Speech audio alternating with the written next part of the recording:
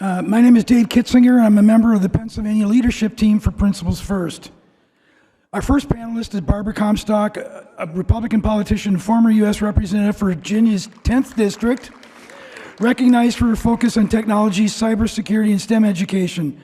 Former attorney and staffer for GOP leadership, she served in the Virginia House of Delegates before becoming the first woman to represent her congressional district. Next is John Giles, the former 40th mayor of Mesa, Arizona, serving from September 2014 to January 2025. A Republican, he focused on economic development, attracting major employers like Apple, Google, Meta, and promoting sustainability through a climate action plan and supporting education initiatives. He gained national attention for endorsing Kamala Harris in 2024. Our final panelist is Connor Lamb, an American attorney, politician, former U.S. Marine, who served as Democratic U.S. Representative for Pennsylvania from 2018 to 2023. My former congressman, he represented PA 18 and later PA 17, ask him about gerrymandering, and serving on committees for the Veterans Affairs and Transportation before an unsuccessful 22 Senate bid. And our moderator for this session is Mona Sharon, a prominent conservative syndicated columnist, author, policy editor for The Bulwark, known for her never Trump stance. A former speechwriter for Nancy Reagan, she has written for National Review and served as a fellow for the Ethics and Public Policy Center. She focuses on politics, culture, social issues, and frequently appearing on television and hosting the Beg to Differ podcast for The Bulwark. Let's get them started with a nice round of applause.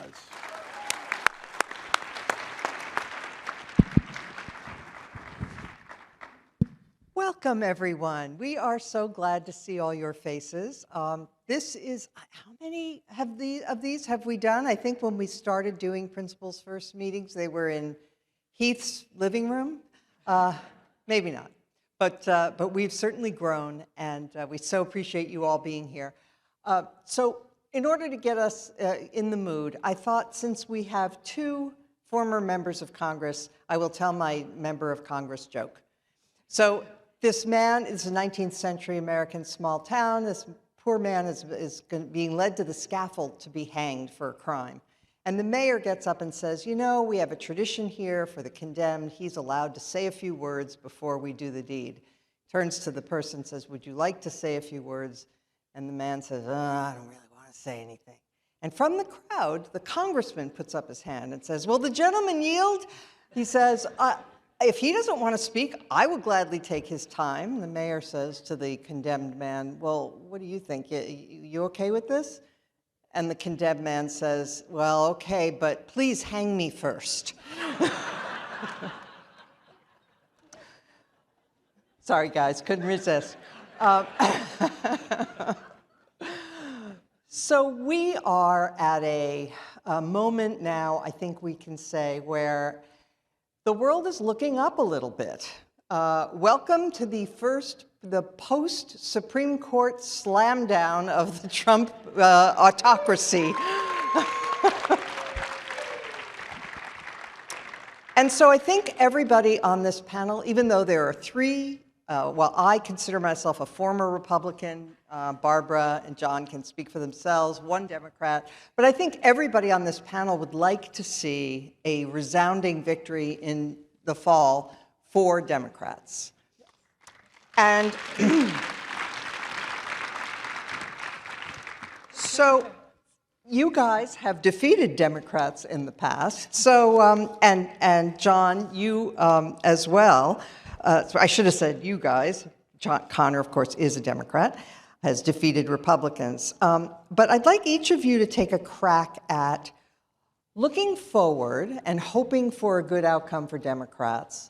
What do you think are the biggest vulnerabilities facing Democratic candidates? So, Connor, can you start? Sure, and thank you all for being here and being interested in these topics. You know, we try to live out our principles in the practical everyday of campaigns, and it's extremely hard to do in this environment. So I guess that's where I would start my answer. I think the Democrats have a vulnerability, which is really a similar one to the one that Republicans have, which is that we have low participation in our primaries. Only the most, motivated voters take part in them. They're heavily influenced by what's happening online. And there usually is not a lot of consideration at the primary phase to, where do we really need to be in the closing weeks of this campaign in October to appeal to independents and former or even current moderate Republicans. We just don't select well for that as a party all the time. In 2026, we may not pay a big price for that because we're going to turn out a lot of voters who are motivated to beat Trump in the fall, and the midterm cycle sort of favors us. But we all know this is building up to the big show in 2028, and we don't want the image of our party to be one that is sort of ever more, niche and made up of only the most highly educated with very sophisticated tastes. And so I'm not sure we're solving that problem yet. Barbara, what about you?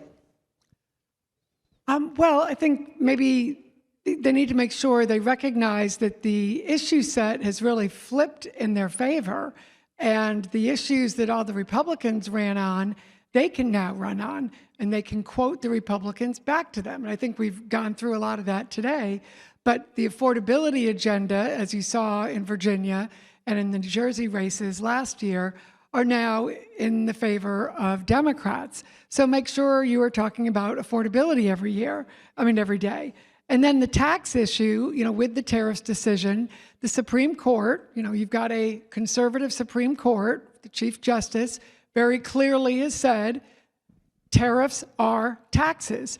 And whoever your Republican opponent is has voted numerous times to increase your taxes because they have supported those tariffs. No matter what they say now, they have voted for them consistently over the past, 15, 16 months. And yesterday, Donald Trump says he's going to double down on them and do it again. And very few of them, if any, have said, oh, no, that's not good, because they're all worried about their primaries. They're worried about a mean tweet from Trump. So they're going to stick with that. So I used to always, as a Republican, run on, hey, there's the bad guys who are trying to raise your taxes. Democrats are now in this foreign position of realizing you get to run against tax-raising Republicans. Don't give up that issue. Okay. And then crime is the other issue. Do not give up crime, because even though they think we know immigration is now flipped to their side too, but to Democrats' side.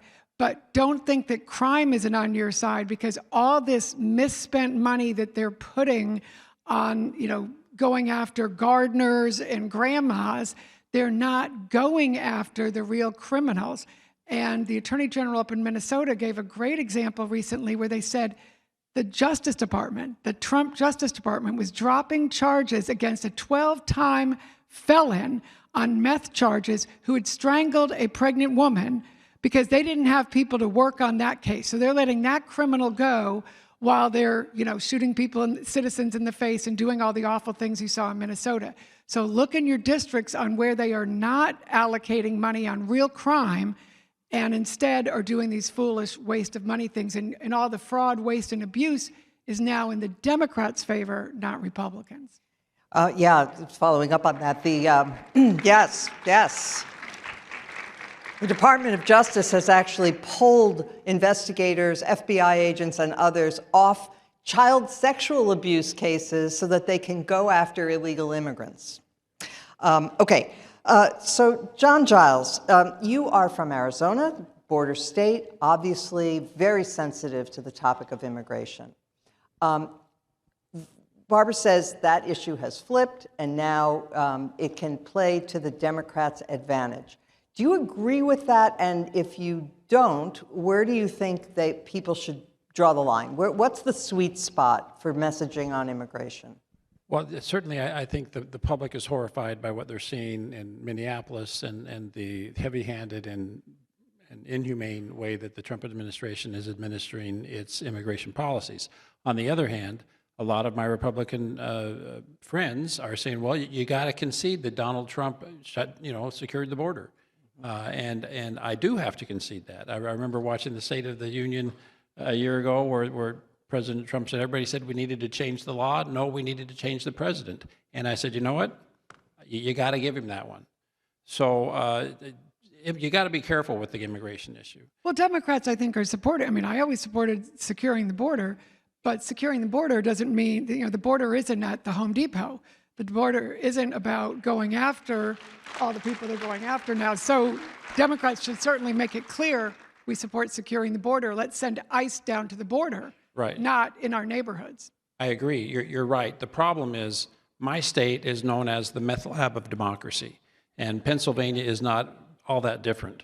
And so the voters that are particularly going to vote on the issue of immigration are not necessarily giving it a lot of thought. They're just saying, okay, Trump, it wins on the immigration issue. And if they're a one-issue candidate or a voter, then you got to concede that's something that we've got to figure out how to message correctly, because Trump is going to start ahead on that one. Is it, though, possibly, is there a pitfall? Because you remember that Republicans for decades won elections on the topic of crime, but then crime got under control.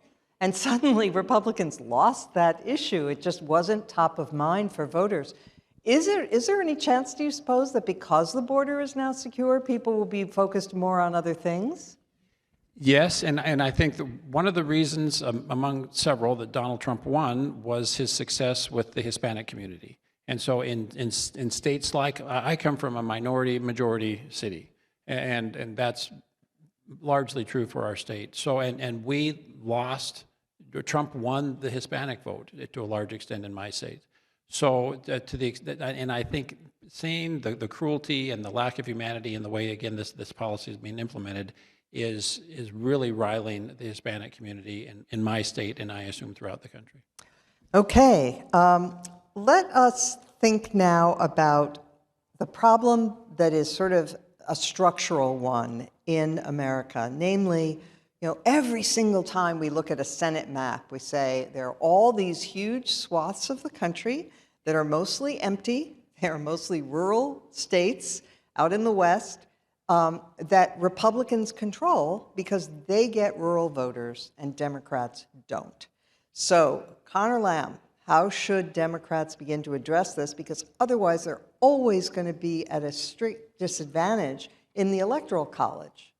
That's right. And I think there's probably a few schools of thought within our party about this one.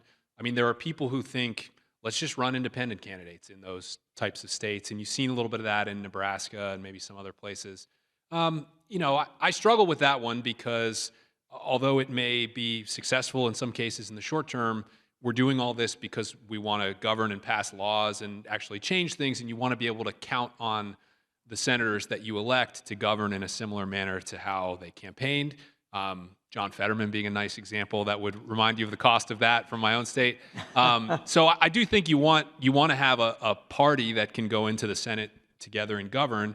I see the Democrats as being weak on the area of religion, and we know obviously that in a lot of rural areas you have a lot of Christians, evangelical Christians, people who that's really the center of their life. And if it's a foreign thing to you or you're not comfortable talking about it, you're at a disadvantage.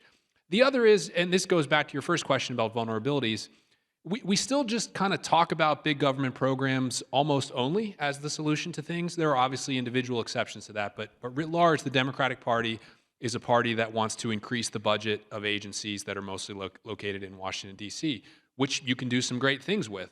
But there's a lot of people out there that just are not starting in that place as what they want. I think if we could find a way to convey that we want to put the solutions to problems in people's hands at the local level and invite them back in and trust them to solve things in their own way, we would be more successful. But we have not made that a part of our broader kind of vision yet.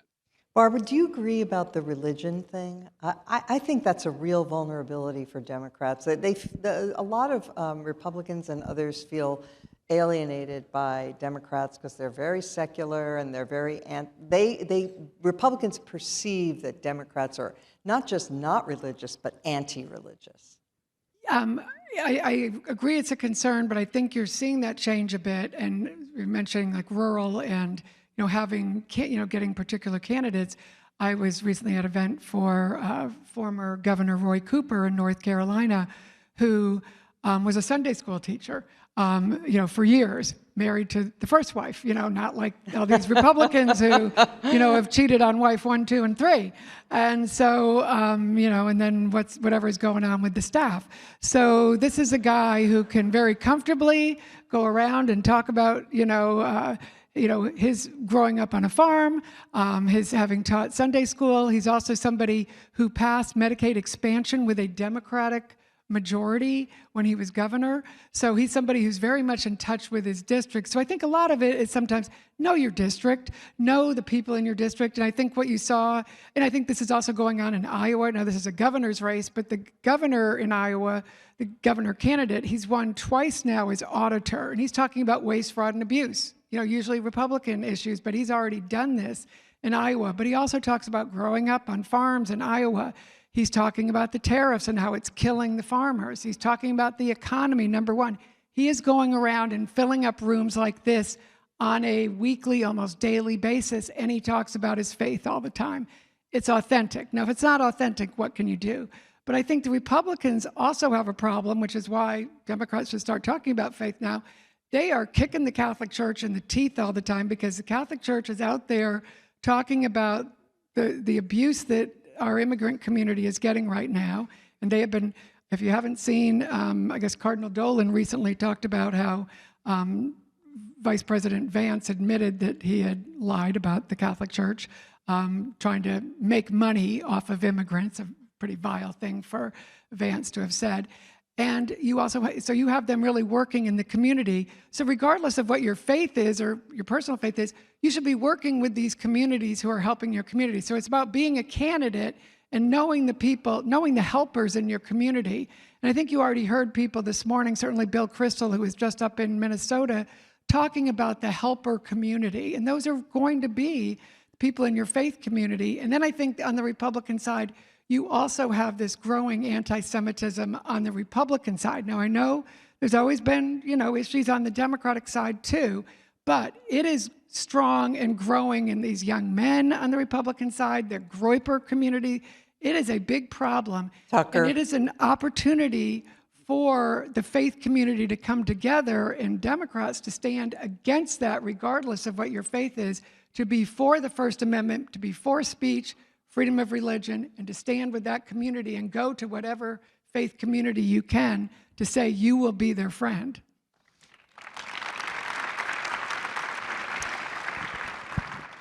On a related matter regarding anti-Semitism, actually, thinking about Josh Shapiro, who people are talking about as a possible 2028 candidate. He's an observant Jew, and he's made it a point to try to reach out to all voters, people who voted for Trump. He's got above 60% popularity in a swing state, in his own state of Pennsylvania. Do you get a sense that that can work, that for a Democrat to be religious themselves, but even if they're Jewish, do you think that is the way to go?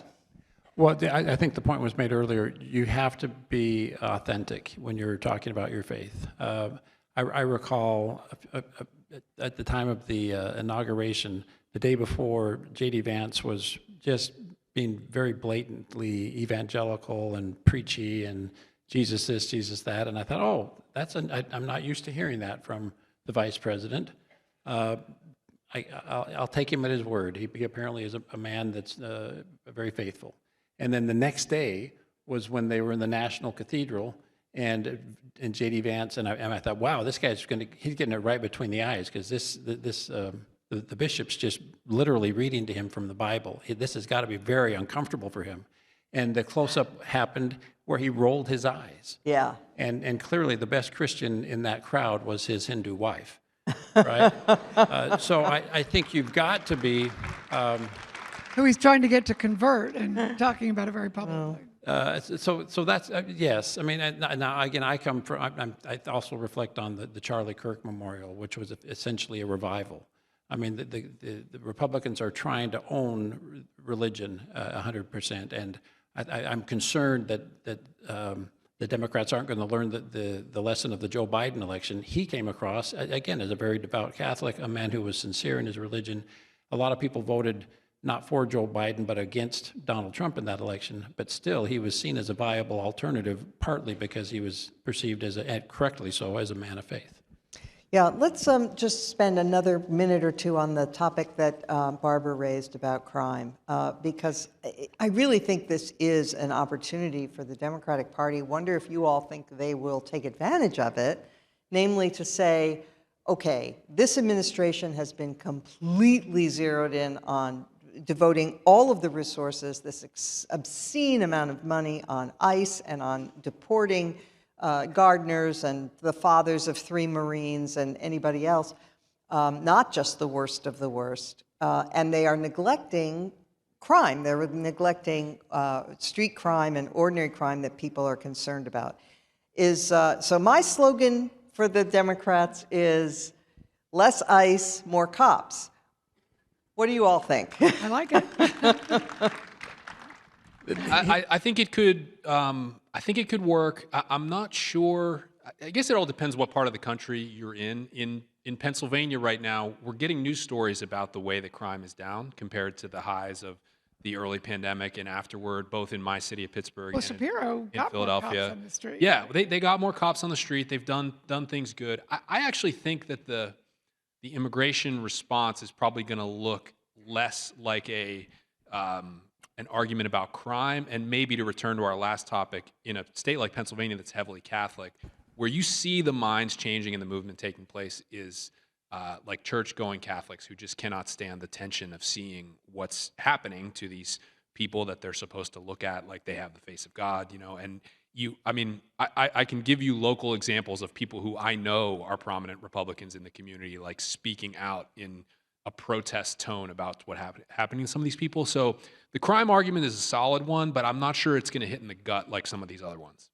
And it's also an economic issue now. You're seeing, down in Texas, they're not going to have any construction if they keep going. And of course, Trump is exempting certain friends of his and not going after their businesses. So it really is, and you heard from Jessica Riedel earlier today about how the immigration crackdown that they're doing is really having an economic impact. So the economy is issue number one.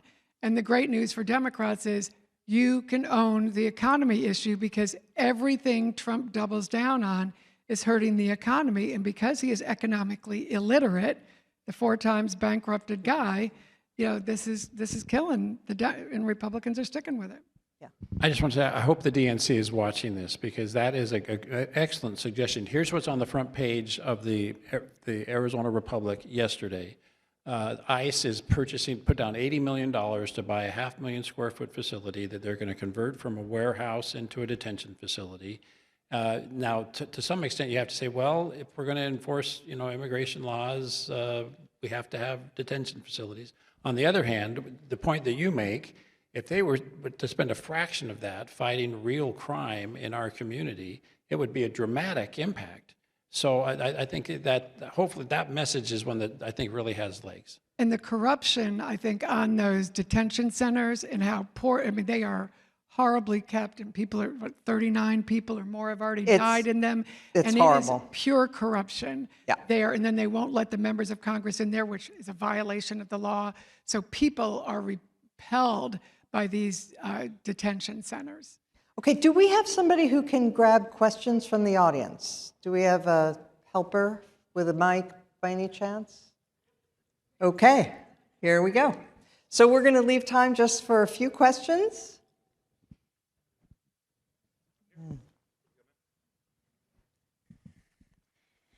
Good afternoon, everyone.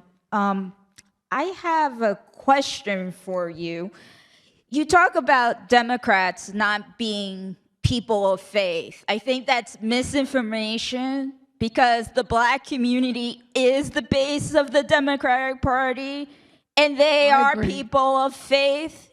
You're talking about white people, right, who subscribe to a certain type of Christianity. So I just want to correct the record, and I'm also Latina, so I Yeah, do wonder yeah. that. No, part. thank you I would for that. agree, and I did because that was a lot. I remember when I would go to black churches in my district, a lot of people would mention, friend saying, "Why aren't more Democrats here in the black churches visiting?" Because that obviously is a big area people Right. face. So thank you. Thank you for that. That's an excellent point. What I was trying to say, if you were referring to me, is that many Republicans perceive Democrats to be anti-religion, not that Democrats aren't religious. So, but thank you for that. Or the candidates try and misrepresent that. Well, the question was about how we're going to win large rural states Yes. for the Senate. So that was the problem, is that the voters we are not currently winning mostly are white evangelical religious voters. And that's the challenge we face. We would be nowhere without the black voters that you're talking about. That is absolutely true. We just have to grow. Okay, next question. This is more a comment. I just want to reinforce what Mrs. Comstock said. I think Democrats can own the crime issue. I live on a very busy street in Baltimore, and I put a sign up on the front of my house that says, "I am pro-police and anti-ICE. You cannot be pro-police." I said, being pro-police and pro-ICE is like being pro-women and pro-rape. It was very provocative, and so far, I've gotten positive feedback. So. All right. Thank you for that.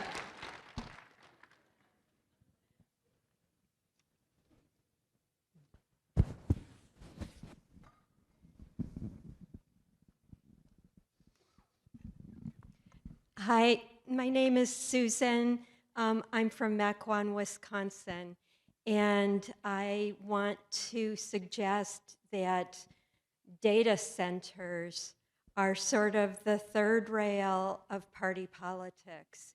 In a state like Wisconsin, somehow the door has been opened to data center construction, and it's ruining people. It's ruining the habitat. It's ruining the availability of water and land for ordinary people. It is a field day for anybody owning stock in a utility. They are just destroying the countryside and the scale of the money. So in Port Washington, Wisconsin, they're building the biggest data center. It's 1,900 acres. And its end user will be Oracle. And the money just pouring in on the PR, on the politicians, the pressure on the newspapers. And local politicians don't know what to do. Okay, let's see if we can get a comment from the Very panel important. on this. Does anybody have views about this? Yes, John. Well, yes, in my city, we have 25 data centers, and some of them are multi-billion-dollar projects on hundreds of acres. And so during the 10 years I was the mayor, this was something we were very, very involved in. And Arizona just it heavily incentivizes to attract data centers. That's seen as an economic boon for our state and our region, and it has been. But we are at the very much at a tipping point when it comes to data centers. They don't employ a lot of people. They're heavy users of water, heavy users of electricity. And so I think we're about at the point where we're saturated, but you've got this immense pressure from the AI technology. If you want to promote and encourage the development of AI, hello, those are data centers.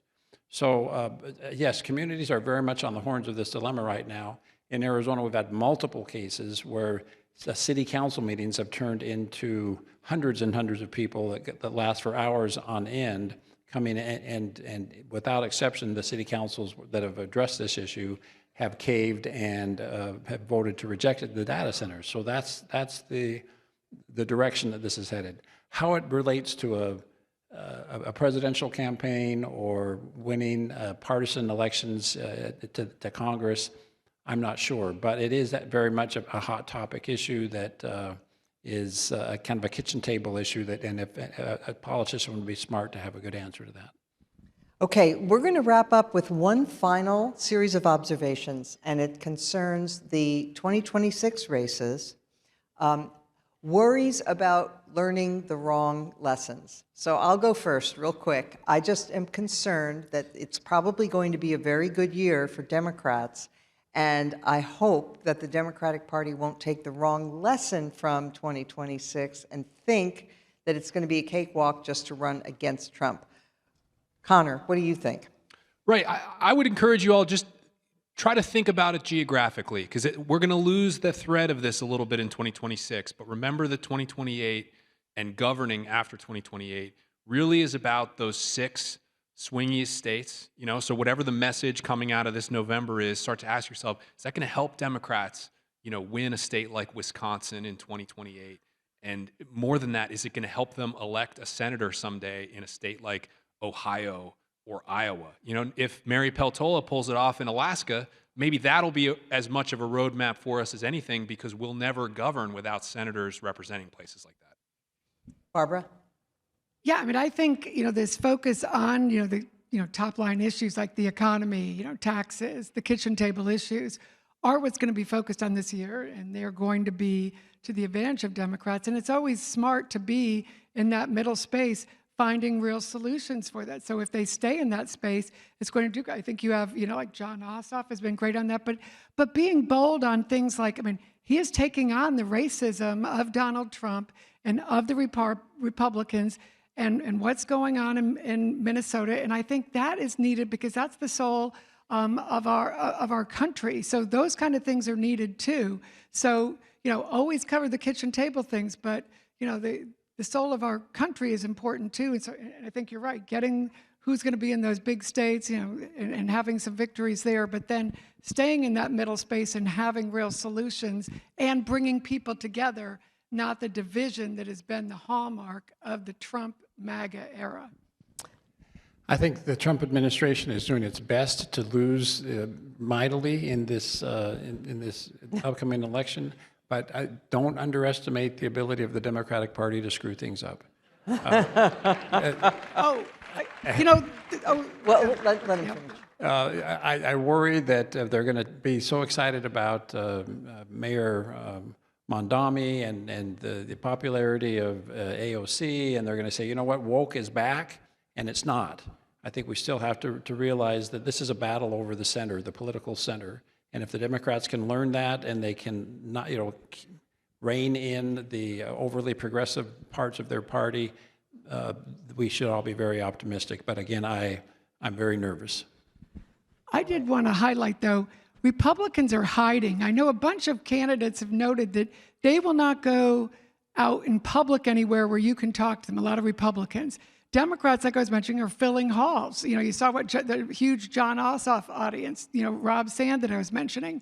But a lot of congressional candidates, Democrats, are doing that too, while these major Republican candidates are refusing to go out in public. They might have money, but they aren't going out in public. Call them out on that, because they owe you answers on the Epstein files, on taxes, on tariffs, on these.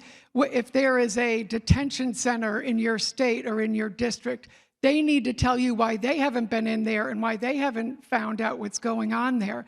So don't let them get away without showing up in person to have discussions like this. And the Democratic candidates should be calling them out on that. All right. Thank you all.